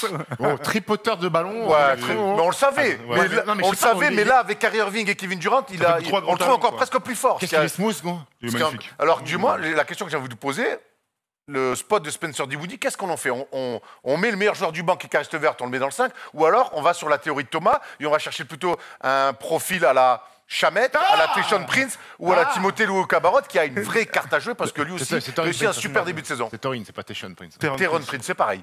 Teron Honnêtement, Prince. s'il met Landry Shamet, je comprends plus rien. Moi, je pense qu'il va mettre Torin Prince. Moi, je pense qu'il va mettre le Timothée Cabarot qui hier soir était dans le 5. Et on n'oublie pas qu'il y a un mec qui Memphis. joue pas du tout, qui est dans le 3e minute, qui est Bruce Brown. Brown Junior, tout à fait. Ah, mais peut- meneur de jeu. Non, qui est est un deuxième arrière. arrière défenseur. Celui qui arrive de Ouais. défenseur. Deuxième arrière défenseur. En fait, le Qui truc, joue c'est pas que- du tout, hein. Qui joue pas du tout, mais comme Tyler Mais peut-être Johnson. peut-être aussi, que par si exemple. tu veux garder ce banc qui est une énorme force aussi des Nets depuis ce début de saison, tu peux peut-être, je sais pas, Oui, voilà oui, toutes oui, les bien options. Et la question que je vous pose, c'est qu'est-ce que vous feriez vous donc qui mettriez-vous dans le 5 Moi, pour remplacer Ce Dinwiddie qu'il va faire, d'après moi, et ce que j'aurais fait aussi, je fais pas cocorico et machin, mais en tout cas, je mettrais Timothée dans le 5 majeur pour 2 raisons. C'est qu'il a le profil du sacrifice. C'est-à-dire que là, on l'a vu encore hier soir contre Memphis où il est très bon. C'est lui qui joue tout le dernier carton contre Charlotte. Quand ils reviennent dans le match. Quand ils sont menés de 16 points. a un tir de KD qu'il doit marquer pour soit gagner, soit. Bien Bismack, bonne dissuasion de absolument. Bismack. Mais je pense que Timothée doit être intronisé dans le 5 parce qu'il leur permet, avec son adresse actuelle, d'être un gars sur lequel tu peux pas faire l'impasse. Et ça, c'est important. Qu'est-ce qui t'arrive dans mon dos? Il fait des Non, mais bêtises. il n'est pas tout à fait d'accord avec toi, donc j'attends que tu Ah, finisses très bien, je pour avoir, vais finir, d'accord. pour avoir Mais l'antithèse. donc du coup, Timothée Luo-Cabarot, à partir du moment où il met dedans à 3 points, et on voit ses stats, 43% à 3 points, tant qu'il est dans ces eaux-là, allez, au-dessus de 35 et donc fiable à 3 points, tu dois le mettre dans le 5 majeur, parce que c'est un gars du sacrifice, c'est un gars qui court, et c'est pas un gars qui va demander la balle. Donc t'as pas besoin d'un autre dribbleur. Caris LeVert, je pense vraiment que ça n'aurait pas de sens Non, ouais. de le mettre de le mettre dans le 5 majeur, puisque aujourd'hui il faut qu'il soit le leader de la seconde Ouais. unité. Parfois on voit Kyrie et KD sur le banc et on voit Caris Levert qui est au niveau All-Star Oui. et qui joue tous les ballons. T'as raison, Caris Levert doit continuer à sortir du banc. Quand les deux sont assis, c'est lui qui fait le show, Caris Levert. D'ailleurs, des fois, KD et Kyrie sont assis, ils se disent oui. c'est incroyable ce qu'il est en train de faire. Limite, il kiffe, tu vois. Mais moi, je partirais sur une autre option. Torian Prince du coup. Non. J'ai une autre option. Je partirais sur l'option de remettre KD Tu fais un trade pour sur un Harden. poste extérieur et je mets Jeff Green sur le poste 4 titulaire. Non. Jeff Green qui s'est Ensuite, on trouvé passe la quoi, bouche alors par Biombo. Ça se tient, hein. En fait, je te Parce dis que non tu parles sans de mettre un- soldat remplacé. sais, mais Jeff Green, en fait, pour deux Jeff choses. Green qui est très bon quand il Ouais. fait le passage. KD, ça fait très longtemps qu'il joue plus poste 3 réellement, avec Draymond Green sur les fins de match, vous m'avez compris. Et Jeff Green, en fait, c'est leur seul mec du banc vraiment poste 4. Torian Prince, c'est un twinner, il peut jouer 3 et 4, il n'y a pas de souci. Mais au vu de son apport, et tu sais, il fait partie de ces mecs qui n'ont pas besoin de se chauffer. Tu rentres, t'es bon tout de suite. Et ça, je trouve que c'est une denrée rare que tu perds un peu si tu le mettais dans le 5 majeur. Très bien. Et Non, il y a un dernier truc, c'est que au bout d'un moment, moi j'aime bien quand même avoir des petits pour défendre sur les petits, quoi. Il y a du Tyler Johnson sinon. Ouais, mais qui Pareil, ne joue pas. alors, il est dans la Steve même- Nash, j'ai pas l'impression qu'il va relancer des mecs là. il est dans la même team que Bruce Brown, il joue pas du tout, quoi. Toi, tu fais pas Doualou Cabarot du coup dans le 5 Je sais qui pas. est bon, quoi. Ouais, qui est bon. Qui est en canne, après, qui sort d'une super saison l'année dernière. Je sais pas, après je me dis Timothée il profite souvent d'être performant quand il y a personne en fait. Tu vois là hier il y avait pas Kyrie, il y avait pas KD donc il a profité pour avoir des munitions et je me dis est-ce qu'il peut passer 20-25 minutes sur un terrain en ayant quasiment pas grand chose Est-ce que quand t'es titulaire, t'es forcément à 20 minutes? Pas forcément. Tu vois, je pense que. c'est un faux titulaire là. Oui, c'est Caris Levert, le 5e. Non mais oui, oui, Tu vois, ok. c'est Caris Levert qui doit jouer 30 minutes. Moi, je pense que tu mets Timothée. Et vu la profondeur d'effectif, on vient de le dire, tu vois ce qui se passe. S'il assure parce que il te fait mentir, c'est-à-dire qu'il est capable à haut niveau de performer, eh ben tant mieux tu le gardes. S'il n'arrive pas Très à content, assurer, très content pour Thiel. bien sûr. Mais s'il n'arrive pas, eh ben t'as d'autres options. Tu ferais quoi toi? Moi, j'avais un. Lui il joue à 4. Non, Il met pas un 5e lui. moi, Il joue à 4 j'hésitais contre 5. entre Torian Prince et Timothée Cabarot parce que sur les profils, c'est ce que je veux. Même s'il y en a un qui est un peu plus extérieur et l'autre qui est. Torian l'autre qui est Prince, un peu c'est Qatar, hein. C'est important, Je sais, pour l'instant, il n'est fait pas bon, kiffer. mais on sait que c'est un mec qui peut être en Oui, mission oui, c'est défensive. Maintenant, je mettrais Timothée parce qu'il est meilleur sur le début de saison. Et Timothée, il a quand même ce truc de je te donne ça, je prends ça. Mais dans le côté positif des choses. Attention la quenelle, hein. Non, mais. Pas du tout. Mais donc, du coup, donc, il a ce côté de. En un minimum de temps de jeu et même dans un rôle. On le voit quand il est bon, quand il revient face aux Hornets, il remonte un peu la balle, mais il arrive à aller se planquer dans les corners, à bien rester des systèmes, à mettre des bons écrans. Il est vraiment aussi. On revient à ce truc de service de l'équipe. Et en plus, il arrive de ça à magnifier, à mettre des points. Je ne sais pas s'il sera aussi à droite toute l'année que ce qu'il est en ce Non, moment. non, Certainement c'est pour ça pas. que je parle de Il fait une fiabilité. saison à 44%, bravo. Certainement pas, mais je Il a pense 40 pas, l'année je dernière. pense pas que du jour au lendemain, il va envoyer non plus des tranches. Il joue avec beaucoup de confiance. Donc je pense Donc, moi vraiment qu'il a le profil du mec qui peut faire un bon match en marquant 4 points. Ce que Caris Levert ne peut pas faire en sortie de banc, ce que même Jeff Green, qui est quand même qui a un apport offensif. Tu penses que t'as dit que Caris Levert, tu pensais à quelqu'un d'autre? Non, Ah, pardon. non, parce que Caris D'accord. Levert, tu vois, si tu le mets dans le 5, et que si Caris Levert fait un match à 8 points, il peut faire des passes à côté, mais il fera pas un super match. Ça veut dire que tu Jeff Green- rentabilises pas Caris Levert. Voilà. C'est clair. Moi, je pense qu'il faut laisser Caris Levert, c'est sûr, parce que Timothée peut faire des bons matchs en mettant 3, 4, 5 points certains soirs. Mais là où c'est plausible que TLC démarre dans le 5, c'est que sur le match d'avant contre Charlotte? où ils perdent, il y a KD sur le terrain et KD n'hésite pas à lui envoyer des ballons pour Oui, dans le match, bah, il met les 3 points ouais, pour recoller. Donc je pense que Notamment le tir dans la diago dans le corner là. Donc ça veut dire que déjà KD a confiance en TLC, tu vois. T'as des mecs à qui on va pas donner la balle. Et puis, quand le match se joue. Et personne ne dit Landry Shamet dans le 5, ça me rassure. Alors justement, on peut en parler de C'est Landry pas un mauvais Shamet, joueur pourtant. Non, mais en fait, par qui rapport. est quand même dans un struggle depuis. Mais au-delà du Tu struggle. vois, Timothée Cabarot, Timothée Luaou, il a récupéré quand même. Il a pris la chance, le peu de chance que il a donné. J'ai l'impression que. Dans un système qu'il connaît. Voilà, Landry et Shamet arrive dans un système qu'il connaît pas. Ouais, mais. Moi, je vais même sur son profil, au-delà même des performances, à part si Landry Shamet est à 45% sur la saison, moi, c'est vraiment sur le profil pur. C'est-à-dire que Timothée est un meilleur défenseur. Oui. Landry Shamet est un shooter exclusif qui, sur le premier match, s'est pris pour Kyrie Irving, avec des dribbles fous et tout. Je sais pas ce qu'il lui a appris. Mais c'est un shooter exclusif. Landry Shamet, c'est un bout de chaîne. Tu vois, donc là, Timothée, aujourd'hui, il est capable d'avoir ce sacrifice défenseur. Donc rien que pour ce profil-là, je tenterais Timothée dans la Alors, première sur le profil, oui, et en plus sur les performances aussi. Moi, j'ai Oui, l'impression bien qu'en sûr. 4 matchs, il a déjà graillé Landry Shamet. On verra si Steve Nash est plutôt d'accord avec ça. Je voudrais qu'on revienne aussi sur Kyrie Irving, qu'on retrouve quelque part, qu'on n'a pas vu jouer la saison dernière et qui nous régale. On a l'impression quand même, et ça ne changera jamais, que son meilleur rôle, c'est d'être à côté d'une superstar. ait un petit peu enlevé, qu'on lui enlève des épaules ce côté aller checker les mecs, avoir ce côté un peu leadership. Si on lui enlève ça, ben, Ah, c'est numéro son meilleur rôle. Prends les stats. C'est le meilleur meneur de la ligue sur le début de saison. Hein, Sur une semaine. Sur une semaine, oui. Sur une semaine. Il est monstrueux au scoring. Il met des énormes tirs. Il met des 3 points. Il s'arrête à 10 mètres. Il filoche. Le ball handling, je savais que c'était bon, mais là, j'ai vu 2-3 matchs. J'ai dit, waouh, des fois, On est encore surpris, laisse quoi. tomber, on est encore surpris de la vitesse. Gros. Ah ouais. La vitesse Est-ce que vous des pensez changements que de main et tout ça. est-ce que vous pensez que l'apport de Kevin Durant change tout pour lui? Comme LeBron James a lui enlevé beaucoup de choses dans le côté leader. En fait, moi, ce qui me pose problème dans ce que tu dis, c'est qu'on a. Sauf si Timothée, tu lui as parlé ces derniers jours, je ne sais pas quel est aujourd'hui son rôle dans le vestiaire. C'est-à-dire qu'on sait qu'il n'a pas. À part brûler On de sait- l'encens dans les Voilà, stades. voilà. J'ai pas Non, parlé mais à c'est pour ça Timothée, que je pose la mais question. je vois ce qu'il a fait avec LeBron. Oui, Comme je il sais, était mais- libéré, je vois ce qu'il a fait à Boston, même s'il faisait des perfs. Ben, on sait comment ça s'est passé ces 2 ans. Je le vois l'année dernière sans KD, comme il a eu du mal à fédérer les mecs. Et là, je vois t'as KD. raison, Non, mais t'as c'est- raison, parce que là, les projecteurs sont pas sur lui. Là, les projecteurs, ils sont où à Brooklyn? Sur KD, le retour Ouais, de tous les KD, deux, le tous les meilleur deux, joueur. non. Oui, mais En fait, moi, ce qui m'embête de dire ça aujourd'hui, ça se trouve que.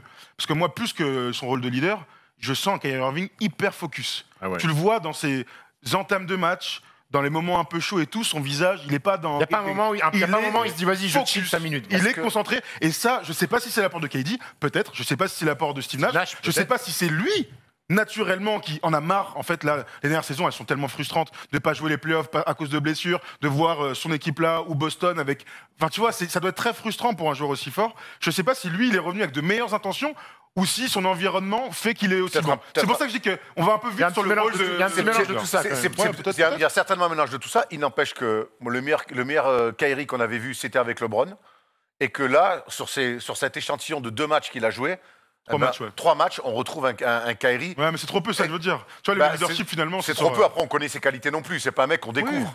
Non, Moi, mais je sais, mais je pense que le leadership- on s'était déjà posé la question. J'ai quand même l'impression que quand sur le terrain, il est avec LeBron, il a maintenant avec KD, qui est un papa. Ça sera jamais un grand frère, ça sera jamais un papa, Kyrie Irving. Ça sera un mec extrêmement fort. Et quand il y a ce papa et ce grand frère qui s'occupent d'aller taper le cul des mecs d'autant mort de prendre la parole, après peut-être qu'il parle à des mecs dans les vestiaires. C'est pour ça que je te Mais dis ça. Mais il doit le faire. Je ne dis pas qu'il est dans son côté, qu'il dit pas un mot. Mais en tout cas, c'est pas là-dessus qu'on va l'attendre. Et tu vois ce que je veux Oui, dire? oui, non, mais ça, j'entends. Et en tout cas, moi, je le sens. Ouais, Focus et libéré. Au niveau attitude, il est irréprochable hein, sur le début. Ah, moi, je. Que ça soit quand il est sur Mais le attends, banc c'est ou quand obligé, il est t'es sur pas le obligé. terrain. On a vu des mecs jouer au con dès le début et tout. Enfin, tu vois, parfois, il y a des gars, ils sont un peu en deal. Enfin, je sais pas, les on en Warriors. voit On a parlé des encore. Warriors, là. On a parlé des. Ouais, on a parlé des. Ouais, on va parler des Rockets. Mais quand on parlait des Warriors, tu vois, dans les attitudes, parfois, tu fais putain. Alors, eux, ça se passe très bien, vu que c'est des rouleaux compresseurs. En tout cas, sur les 2 premiers matchs. Parce que là, on s'enflamme sur 2 matchs. Je rappelle qu'ils ont perdu contre Charlotte. Ils sont au complet. Après, ils sont aussi obligés d'avoir cette attitude-là, sachant que c'est l'équipe qui est la plus attendue cette saison Oui, et que c'est l'attraction, le duo KD-Kyrie. Tu peux pas d'entrée de jeu montrer une image cata, donc tu es obligé d'être près du texte. Tu sais, Miami, époque, les tout premiers matchs de Miami avec Bosh. LeBron, Bosh et tout, et ils se trouvent pas. Donc il y a toujours. Là, ce qui est impressionnant, Le c'est duo- que le duo sur fonctionne, les en premiers tout cas. matchs, Le duo fonctionne. ils nous ont étonnés. Le Et- duo fonctionne. Et il y a un truc que j'aime bien, c'est que dans leur jeu, je vois la préparation pour les playoffs, c'est-à-dire qu'ils vont jouer très vite. Il faut jouer très vite. Quand tu as Kyrie à la main, quand tu as autant de shooters autour, il faut jouer. En plus, tu as des grands qui peuvent courir. Donc ils vont jouer beaucoup de Le duo transi. Jordan Allen, Jordan c'est Allen, un c'est très luxe. bon, hein, gros. C'est un luxe. Non, mais c'est un luxe incroyable. Tu finis avec celui que tu veux, il n'y a aucun souci. et C'est tout. bien d'en parler de ces deux-là. C'est quand même un luxe. Tu finis avec Jarrett Allen sur les matchs serrés, qui est un peu plus fiable sur la ligne des free throws Tout à que fait. notre ami Dédé, mais les deux là, ça nettoie du CR, gros, Bien sûr. ça met des contres. Et Les robots, les secondes chances. Ouais. Et puis c'est des athlètes, mec. Ouais, Ils ça court, traversent le terrain aussi vite que Kyrie. C'est marrant les entraînements. Et Kyrie, Donc du coup, tu vois, ce que j'aime bien dans le coaching de Steve Nash, enfin en tout cas dans ce qu'il a tenté de mettre en place sur le petit échantillon, c'est qu'ils veulent courir, ok, mais qu'ils sont pas fous. Il faut donner des ISO pour les superstars. KD, on le retrouve dans ses spots. Alors, ça paraît simple comme ça, mais en fait, c'est important de dire, bah, KD, c'est quoi, c'est où ta position préférée sur le terrain? Elbow. À gauche, là, comme ça, à 45, donne-lui la balle, même sur des remises en jeu, petite balle lobée, il joue, fais ton truc. Et en fait, tout le monde prend confiance comme ça, et tout le monde prend conscience qu'en fait, la hiérarchie, elle est simple, mais c'est jamais si simple quand t'as autant de joueurs. On l'a dit, la profondeur, elle est énorme, et j'ai pas l'impression qu'ils se marchent dessus pour l'instant. Et pour rester sur Steve Nash, moi, j'étais curieux aussi, donc quand je regardais les matchs, parfois, je regardais juste le banc. Et j'ai vu Steve Nash énormément communiquer Ouais, avec tout à fait. Udoka, avec Mike D'Antoni. Avec Jack Vaughn aussi qui est très présent. Avec Jack Vaughn aussi. Et j'ai vu Steve Nash avec cette âme de joueur un peu. Des fois, il y avait des passes, c'était dedans. Il était content. Je le voyais taper des mains, il était content. J'ai l'impression qu'il kiffe en fait. Comment son équipe joue. C'est un joueur. à- Oui, bien sûr. Bien C'est un sûr. mec intelligent en plus. Et, donc, et j'ai trouvé plutôt bien en tant que coach sa posture. je rappelle qu'ils ont perdu à Charlotte. Hein. Oui. C'est marrant quand même. C'est Mais- important de le mais dire. tu hein. vois, ils perdent à Charlotte, ils sont à moins 16. Et ils reviennent. Ils reviennent dans le Et ils game. reviennent, et dans l'attitude, ils reviennent. KD sur le banc, et Timothée Lewu-Cabarot est bon, entre autres, mais d'autres sont bons. Jared Allen fait un chantier terrible aussi. Ils lâchent pas l'affaire. Ils sont très forts, ils ont des stars, mais ils n'ont pas de comportement de star. Non. Tu vois, ils jouent comme une équipe qui a tout approuvé. Et ça, Et pour lui moi, aussi, il a approuvé. et c'est en ça que je trouve que c'est extrêmement positif côté Nets, c'est qu'ils pourraient arriver avec et c'était la crainte qu'on pouvait avoir chez eux, c'est d'arriver en mode resta. Et au contraire, ils jouent comme non, on a tout approuvé parce que tu tapes les Warriors, tu les démontes, ils n'étaient pas prêts. Tu vas à Boston, qui a une énorme équipe qui fait un super match. Y a pas de money time, hein. Et tu leur mets plus tarif plus cher que les Warriors avant. Là-bas chez eux. C'est pour puis, ça. Le fameux statement. Voilà. Si jamais il est en galère sur le poste 5, j'ai vu qu'Amaris Sotomayor, des fois, à l'échauffement, il met des petites tomates, il met des petites claquettes tomates, tranquille. On vous a demandé hier sur Twitter ce que vous pensiez, vous, de ce début de saison des Nets, et vous nous avez donné quelques avis plutôt intéressants comme toujours. Alors tiens, Tom, prends-les, le retour est beaucoup trop loin pour moi. Écoute, c'est Samuel L. Jackson qui nous a envoyé ce message. Tu fais ben merci voilà, Samuel. hein. Très bon acteur. Fort des deux côtés du terrain. Défenseur à la hauteur des lignes de passe. Je rapide à foison. Beaucoup de tirs en première attention. Le pick and roll Kyrie pour KD, elle est indéfendable. Ça, c'est vrai. Les role-players font le taf. KD célèbre les paniers de Kyrie et Kyrie fait jouer les jeux pourvu que ça dire. Bravo que Samuel, c'est bien synthétique. Là, c'est JSW, donc Golden State Warriors et Meno qui dit incroyable, une adresse folle, un excellent 5 et un bon banc. Cette année, ils ont tout pour eux. Ça joue bien au basket, très beau à regarder et du jeu rapide. Pour moi, c'est le plus gros concurrent au titre de cette année. C'est vrai qu'on a toute cette première sensation de dire waouh. Moi, et surtout, je te dis, moi, ils jouent donc pour prouver des choses, et ça fait que 4 matchs. Et j'ai l'impression que la marge, ils sont déjà en place. Ils sont et déjà que- en repos aussi. Et ouais, non mais ça, mais KD c'est bien de pas. Oui, Steve oui, Nash bah, a communiqué et Kyrie là-dessus. aussi, c'est bien.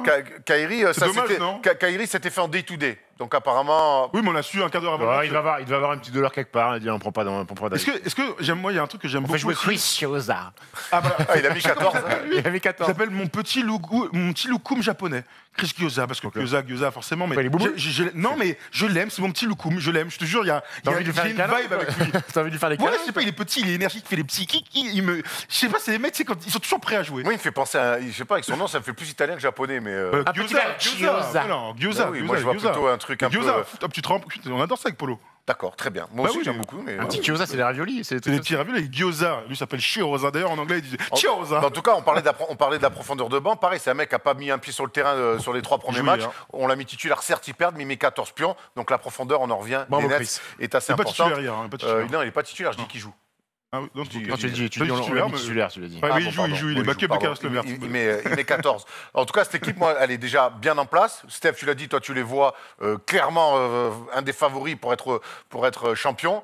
Moi, je dis Ils que ont là- tout au magasin. et Ils ont tout au magasin. Et si tu te projettes un peu et en ils ont disant une marge de progression. Lakers, Ils ont encore une marge de progression énorme. Attention aux blessures, parce que quand tu pètes un mec au Oui, troisième enfin, match, ça, c'est moi pour- je sais, mais ils ont déjà perdu un mec. ça. C'est pour toutes les sûr équipes, qu'ils- ça. c'est sûr En tout qu'ils cas, enlèvent. leur calendrier va être très intéressant, puisque parmi les équipes très en forme de la conférence, Peut-être si je joue les Lakers. il y a les Hawks. Donc là, il y a un back-to-back contre les Hawks, enfin pas back-to-back, mais en tout cas en 2 jours, ils jouent contre Atlanta. Donc on va voir Trae Young contre Kyrie, on va se régaler. Ensuite Wizards, Jazz, et si tu veux, je descends pour voir où est-ce qu'ils jouent contre les Lakers. C'est pas demain la veille apparemment. Lakers le 19-02, donc 19 février, Lakers Nets, Ouais. et ça Enfin, c'est très Parfait, excitant. on sera confiné encore, donc on pourra regarder. Merci Steph pour remontez le cette moral. note positive. Voilà, on a fait le tour sur les Nets, il me semble. On a parlé un petit peu de Steve Nash, du banc, des 2 superstars, de notre français TLC, on va l'appeler comme ça maintenant. C'est un En tout vrai- cas, les c'est un- Américains l'appellent c'est un- TLC, hein. Mais je vois, Ils mais se prennent plus la tête, et ça hein. aussi, c'est un truc à changer, c'est que quand je vois Doris Burke qui commentait le match, donc Charlotte Nets, qui dit TLC, ça y est, on sait qui c'est. Ah ouais. Il surfe un petit peu sur TLC from Hunty, Côte d'Azur. on voit qu'il il surfe sur ce qu'il avait fait pendant la bulle et on est très content parce qu'on sait que c'est un mec qui a bossé, qui n'a pas eu sa chance à OKC, passé par Chicago, il me semble aussi. Hein. Entre autres, Philadelphie, Entre autres, il a ouais. fait Donc, beaucoup de trucs. Hein. Il a pas toujours eu sa chance et c'est un mec qui continue à bosser et quand on lui donne, je le répète, un petit peu sa chance, mais il la prend à 200%. Et on est ravis pour TLC qu'on suivra évidemment toute l'année. On a fait le tour de nos amis des Nets qui seront favoris pour le titre selon Steve Brun et pas que d'ailleurs pour First Team aussi. On va parler d'un mec qui, lui, est beaucoup moins favori pour jouer le titre et pourtant il est beaucoup trop fort. C'est James Harden. Mais que fait James Harden? À quoi joue James Harden? They do have a timeout. Decide not to use it. Curry, way downtown. Bang! Bang! James Harden nous régale ou nous désespère, c'est au choix, ou les deux. Aussi fort dans un club de street teams que balle en main. Il a commencé sa saison avec un carton monumental face aux Portland Trail Blazers. 44 points avec 17 passes D et une prolongation fantastique. Bon, il rate la dernière possession, mais il nous fait un match énorme. Voilà, en 2 matchs, les stats du bonhomme. Il a un masque. Il a un masque. Sous le nez. Le problème de James Harden, c'est que si ça s'arrêtait au stade, ça serait très bien. Le problème, c'est que c'est compliqué entre ses envies de départ, le début de saison compliqué aussi. Tom des Rockets avec pas de joueurs. Avec Gordon de Cousins, Wall, Cousins, Gordon, Gordon qui sont pour des respectent une 7 jours de quarantaine. 7 jours de quarantaine. Il y avait un petit imbroglio avec l'histoire du strip, puisque James Harden exactement, a raté. On le voit ouvrir des cadeaux et tout. D'ailleurs, il est parti offrir une valise à une copine, en fait. C'est ça l'histoire, non? Mais qu'est-ce que c'est que la vie des mecs? Moi, ça me régalera toujours. Sa meilleure amie est une stripteaseuse. T'as pas des amis qui travaillent en strip club? Regarde, il est parti lui offrir. Regardez de New York. Le Gage. Je veux dire que moi, si j'ai une amie stripteaseuse, c'est une Samsonite. Ça peut pas être une bagage du Attends, Samsonite, c'est pas. Mais c'est vrai que, en fait, cette saison, elle commence de manière très bizarre. On en a parlé en long et en large. Ses envies de départ, le transfert de notre ami Russell Westbrook, le fait qu'il n'ait pas envie de jouer pour l'équipe dirigeante et Stephen Silas, le nouveau coach. C'est très clair du point de vue de tout le monde. Maintenant, on était très curieux de voir justement comment il allait débuter cette saison NBA. Match qui n'a pas eu lieu puisque les Houston Rockets n'avaient pas les 8 joueurs réglementaires pour jouer ce match. Enfin, on est quand même sur... ça n'arrive jamais normalement pour une équipe NBA. Si, ça arrive en N3, quoi. Voilà, exactement. Pour jouer une équipe NBA. En N3, tu joues à 5. Hein. Ouais. T'as pas de règlement. T'as le droit à 4 parfois. Mais je suis bien placé pour le savoir qu'on peut jouer à 5 en N3. Mais il y a un truc qui m'a bluffé, c'est qu'il a l'air hors de forme. Il a l'air de pas être très impliqué. Véridique, ça. Je sais pas, en tout cas, t'as vu ses bras et tout. Ouais. On le voit souvent faire le bas, tu vois. Il fait pas shaper, quoi. Je dis pas qu'il est... Lucas Doncic fait pas shaper non plus. Mais moi, je pense pas qu'il soit en point de forme. Hein. Je pense que Lucas, il devrait pas... Bon, bref, c'est un autre débat. Il a pas l'impression... On n'a pas l'impression qu'il est très impliqué. Mais la domination qu'il a sur un match de basket, dans un système qui est un peu modifié par rapport à l'année dernière, tu m'étonnes. Et tant mieux.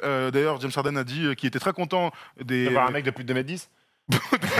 d'avoir un coach qui est un peu changé la manière de jouer des Rockets. Effectivement, avec Christian Wood qui est très très bon, on va en parler pendant 2 minutes. Moi, je suis bluffé en fait par le talent. On sait qu'il a un talent fou, mais tu vois, on fait parfois la comparaison avec Damian Lillard, on en a parlé quelques temps. James Harden, je pense que c'est le seul joueur avec LeBron, peut-être avec KD, mais KD est toujours très bien entouré, où tu le mets sur un terrain sans système ou avec un système très basique, il va faire 40 et 10, tu seras dans le match, tu vas peut-être gagner. Tu vois, ils sont très peu à pouvoir te faire gagner comme ça, et lui, malgré sa forme un peu bancale, tu as cette impression-là.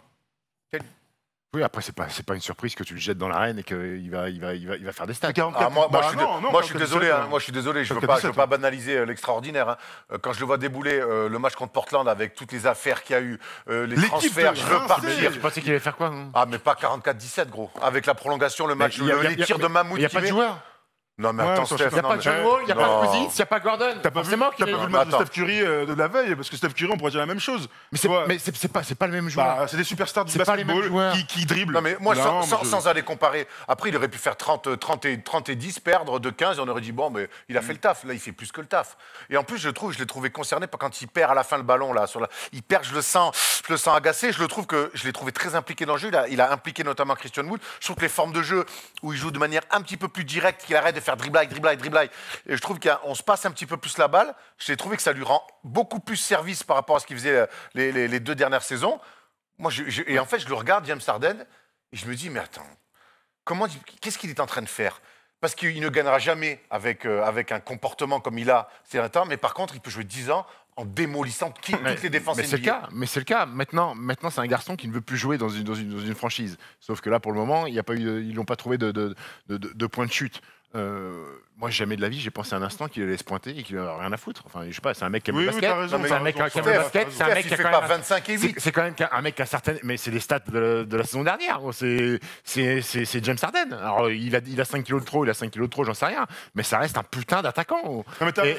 Et jamais de la vie, moi, je me suis dit, il va bazarder le match. C'est un mec, une fois qu'il est sur le terrain, il aime ce sport, il aime le basket, il a envie de briller. Il a brillé. Ouais, mais il n'empêche que, comme l'a dit Erwan, vu tous les facteurs, en fait, moi, je reste surpris pas de son talent, on le connaît, mais en tout cas de la performance qu'il a sortie. On peut dire ce qu'on veut. Il s'est mis tellement dans la merde avec ses déclarations, les machins, qu'en fait, là, je suis surpris de ses performances. Alors qu'en fait, c'est toi qui as raison. Il est pro, il devrait venir, à l'heure au training camp, il devrait venir en forme. Ouais, mais il aime c'est pas le cas. Il aime le ballon, il aime jouer du 5 contre 5, il aime gamer. Aujourd'hui, si tu veux transférer James Harden, bon courage pour envoyer un truc qui puisse plaire à Houston, parce que moi, aujourd'hui, si j'étais Houston, je demanderais vraiment le top du top, alors qu'il y a une semaine, c'était pas forcément le cas. Ouais, mais après qu'est-ce que tu fais? Est-ce que tu te coltines un mec 8 mois qui a pas envie d'être là et qui va avoir des sauts d'humeur? Un mec qui a pas envie d'être là à 44 et 18, t'as aucun problème. Hein. Oui, mais Erwan, à un moment donné, t'as pas que le terrain, et je suis bien passé pour le savoir. T'as aussi ce qui se passe en dehors. Si le mec il arrive en retard, si le mec il arrive en retard tous les jours, qu'il est pas là à l'entraînement, qui prend l'avion lui-même, machin. Au bout d'un moment, tu vois, t'as une équipe à gérer quand même. Tu vas pas non plus sacrifier toute ton équipe et toute ta franchise et toute ton institution pour un mec qui fait 44 et 17. Si toi t'es le GM des Rockets et que il n'y aura aucun joueur qui sera aussi fort que James Harden, même si tu mets 5 mecs en face, tu n'auras jamais quelqu'un qui produise autant. Il y a John Wall qui va revenir, qui a l'air en vraie bonne forme. On va voir ce qu'il va donner dans un duo plutôt inédit, parce que James Harden, Russell Westbrook est un joueur complètement différent. On a un tableau pour voir les 5 ont été et les 5 que ça sera. Quand tu vois le début de saison là, de Christian Wood, qui est fort, honnêtement, qui est super, regarde. Et Cousins qui a fait quelques matchs corrects, à gauche, regarde, correct. À droite, Cousins, si c'était en pré-saison, il a toujours pas joué. Normalement, Christian Wood va rester titulaire poste 5. Et puis Jay Tucker, de toute façon, il faut le faire jouer dans le 5. C'est un peu un diesel, ce bon Pierre-Jacques. Avec des Marcus Cousins. Pierre-Jacques, c'est pas un peu le Jared Dudley de Houston, non? Qui c'est, Tucker? Ouais. Enfin, il va un peu plus au mastic que. L'autre, c'est un peu la mascotte, non? Oh, tu trouves? PJ Tucker? Ouais. Enfin, t'es dur avec PJ Tucker. C'est plus un garde du corps de moi, je vois plutôt un Charles Oakley de l'époque des Knicks, un garde du corps, un soldat, un combattant. Je trouve qu'il est un peu surhypé à mon goût. C'est un débat qui... Ça peut, mais de là le comparer à Dudley, qu'on aime bien, mais Dudley est une vraie mascotte depuis 2 ans. J'ai revu un highlight de Jared Dudley, un match où il a mis 7 ou 8 3 points. Ouais. En playoff, il a mis plus de 30 points. Avec la bagarre et tout, contre Philly, c'était incroyable. Bref, en tout cas, David Nwaba fait de bonnes choses. Bref, ils ont une équipe de toute manière qui peut leur permettre de faire rester James Harden. Parce que c'est ça la question en fait aujourd'hui. Est-ce que James Harden, c'est ça ma question du coup, je te l'ai pas posée. Est-ce que si tu es le GM, tu fais pas tout en sorte pour lui donner envie de rester ou tu succombes et tu le transfères? Je sais pas si James Harden, lui, veut partir parce qu'il estime qu'il peut pas gagner. Est-ce que le fait qu'il reste à Houston dépendra uniquement des résultats d'équipe? Je sais pas en fait quelle est la mentalité. Je sais pas ce qu'il y a dans la tête d'Harden. Est-ce qu'il se dit, moi je veux absolument partir, j'ai fait le tour de Houston, j'ai pas envie de jouer pour ce mec-là, ou c'est parce qu'il n'y a pas de résultat? Je suis pas sûr que s'il gagne 10 matchs qui sont premiers de la conférence Ouest, est-ce qu'il a encore des velléités de départ? Oui, t'as raison. Si ça lui donne envie. Quel est ça. Je sais pas, John Wall, quand t'as un joueur comme ça à côté, parfois ça peut te faire basculer. Moi, je suis très curieux et impatient de voir les deux en même temps. Il a l'air en cadre, au début, j'ai même cru que c'était Nwaba avec son numéro et son manchot. Je fais attends, mais il joue, qu'est-ce que c'est? Ils sont fous de faire jouer un mec sous Covid. Non, mais c'est vrai que sur le papier, ça peut être pas mal. Et puis, notamment, on a vu, face à Portland, la relation 1-5 avec Christian Wood, elle marche plutôt pas mal. Je sais que tu l'aimes beaucoup. Moi, j'aime bien Christian Wood. Ouais, enfin, j'aime bien un gars, il a du potentiel. Là, ce qu'il fait, moi, je vois une star. Non, mais toi, tu me fais toujours rire. Chaque fois que j'aime bien un mec, tu me dis, je sais que toi, tu l'aimais bien, mais bon, là, c'est une star. Bah oui, je l'aimais bien. Non, mais je sais que tu l'aimais bien, mais est-ce que tu pouvais imaginer que sur 2 petits matchs, il soit à 27 points par match à côté de James Harden? Il y a Steph qui lève le doigt. Christian Wood. Très bien, stat fantastique. Mais est-ce qu'on avait oublié que James Harden était capable de faire briller des big men? Est-ce que c'est Clint Capella à la place de Christian Wood? Clint Capella, il peut pas être à 27 points. Mais jamais de la vie. T'as vu un match de Houston? Mais vous êtes fous, quoi. Alors, d'un côté, vous avez Clint Capella qui est un pivot fantastique en finition sur alley-oop et sur les attrapés. Tu vois Christian Wood qui est non seulement un grand capable d'attraper des alley-oop, mais qui met des filoches, qui met des step-back, qui met des trucs. Moi, je vois, c'est pour ça que je te parle de star. C'est qu'il y a Détroit, on voyait qu'il avait un potentiel. Là, je le vois faire des trucs, moi, qui m'étonnent. Tous les premiers ballons, il les joue, t'es à 11 points au bout de 4 minutes, tu fais ah ouais, putain. Oui, mais après, c'est un peu un slasher, un mec comme ça, capable de se créer aussi des tirs. Mais par contre, sur pick and roll, Tonton le régale. Et moi, je suis tout à fait d'accord avec l'analyse de Steph, c'est qu'on a presque oublié, alors que ça a duré que 6 mois. Ah si, on a presque oublié. James Harden associé à Quels étaient les stats de Clint Capella? Un poste 5 intérieur. Là, vous êtes vraiment en train de dire qu'on a oublié que quand il y avait Capella, il y avait des loupes avec James Harden. C'est juste qu'on le voyait plus. On le voyait plus. Et d'ailleurs, on parlait avec Tom de ça ce matin. On disait, tu vois, c'est bien de mettre un grand qui peut sauter pour mettre un dunk. Mais bon.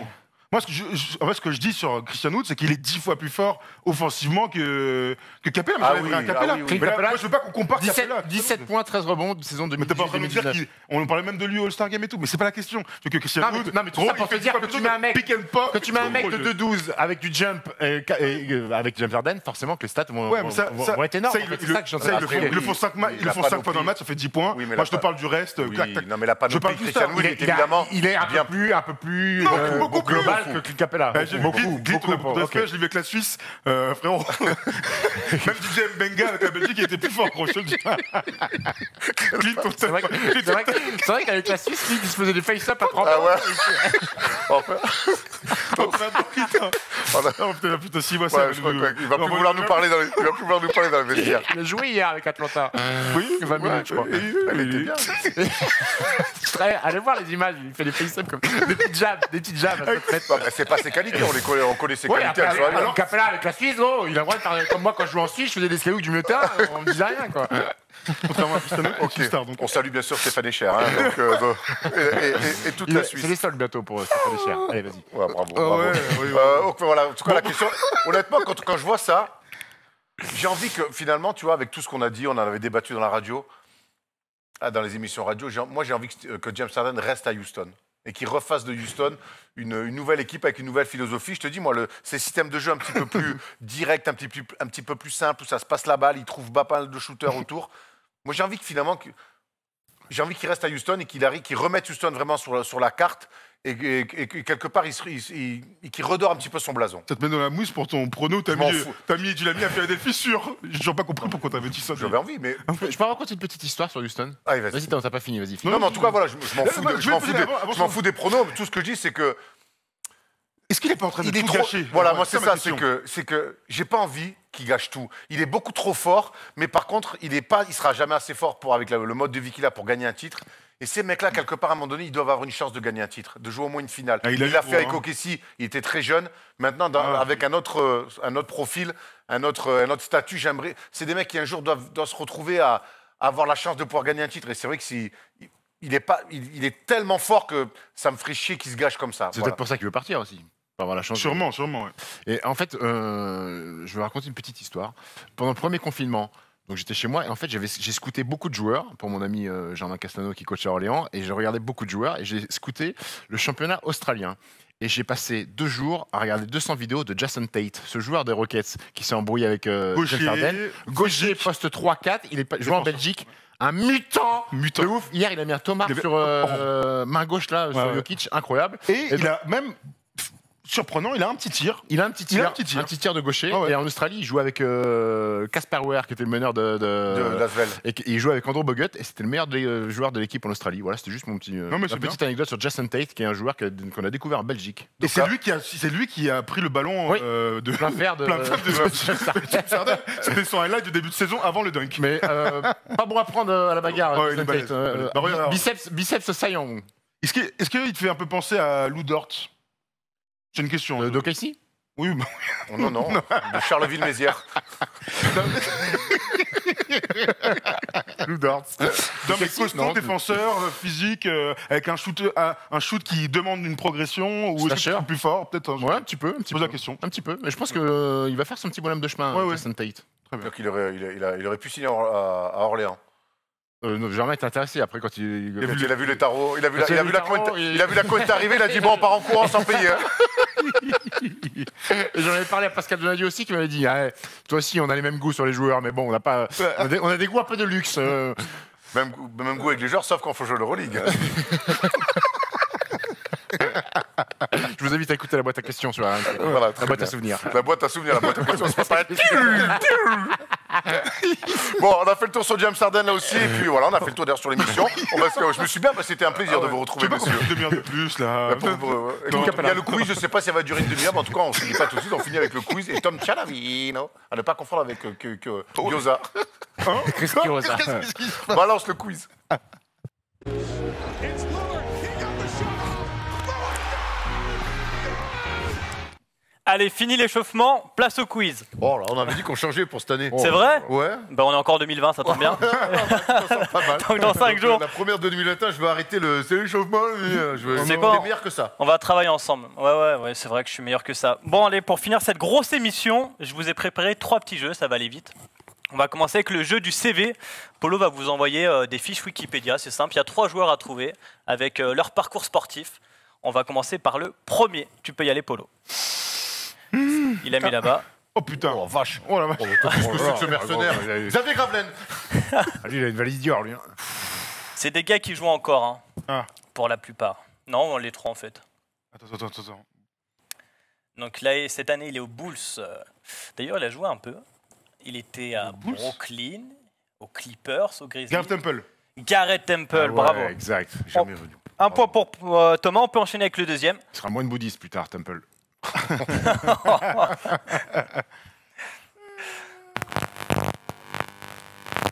Profil plus costaud.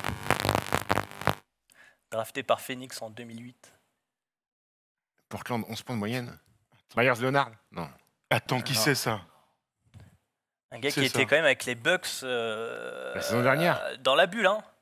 Un mec qui était avec les Bucks dans la bulle. Ersan Ilyasova. Non.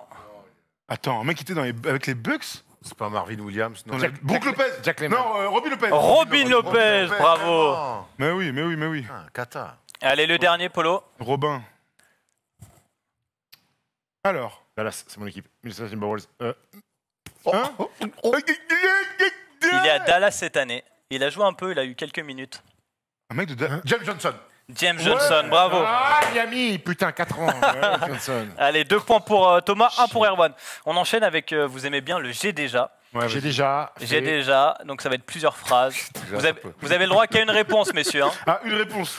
Tu n'auras qu'à une Il réponse. y a un truc sur l'écran là ou non? Non, c'est Ah, moi, ok, faut m'écouter. On dirait les 3 frères comme Il y ça. a qu'une réponse. Ouais, c'est clair. Une réponse sinon- Droit qu'à une réponse, donc faut pas être trop gourmand. D'accord, pas trop gourmand. J'ai déjà inscrit Allez, hop. 56 points. J'ai déjà été champion NBA. Oh putain. Et j'ai déjà été champion NCAA. Tu me dis que t'es le bâtard. J'ai déjà été multiple All-Star. NCA. Et j'ai déjà joué chez les 2 équipes de Los Angeles. Lamar Odom. Grand Île. Il a joué aux Lakers, Grand-Île. Bon, il y en a 2 qui sautent. Allez, Bon, vas-y, on Erwan, il y a verra. une phrase pour lui. Il y a une Erwan, phrase il pour va lui. avoir le droit. S'il On fait fait faux, une Erwan, phrase, après attends. ça repart. Attends, une Ouais. phrase, t'es gentil, dans mon Et j'ai déjà porté le même numéro qu'un ailier fort légendaire. Un ailier fort légendaire. Karl Malone. Tim Duncan. Allez, vous revenez tous. Bon, ben d'accord. Bah, vas-y, J'ai dis des- un nom, dis un nom. Bien non. Non, mais j'ai pas là. J'ai pas Attends, NCA, NBA, multiple sport. Tu sais qu'il y a- 56 il y a- points. Qui a une joué barre aux de marque, Lakers je et aux sais. Clippers et qui a déjà porté le numéro 21. Je sais pas, 21 ou 30 ou 41. 23. 40. quelque chose. 41. 41. Ensuite, j'ai déjà eu un fils qui a foulé les parquets NBA. Bon, attends, qu'est-ce que c'est que ça? Oh la vache. Bah non, c'est pas. J'allais dire Kenyon Martin, mais c'est pas ça. Michael Thompson. Michael, ouais. Non, j'ai déjà effectué mon cursus universitaire à Michigan. Glenn Wright. Glenn Rice, bravo.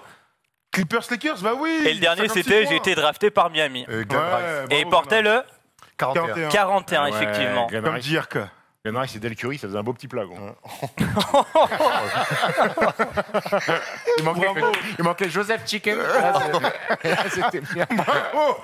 Bravo, putain. Il est bien meilleur que moi. Alors, on termine avec un qui suit très rapide. Allez, Je suis né en 88 du côté de Sacramento. d'accord. J'ai donc 32 ans, mais je ne joue plus actuellement dans la ligue. Ah ouais?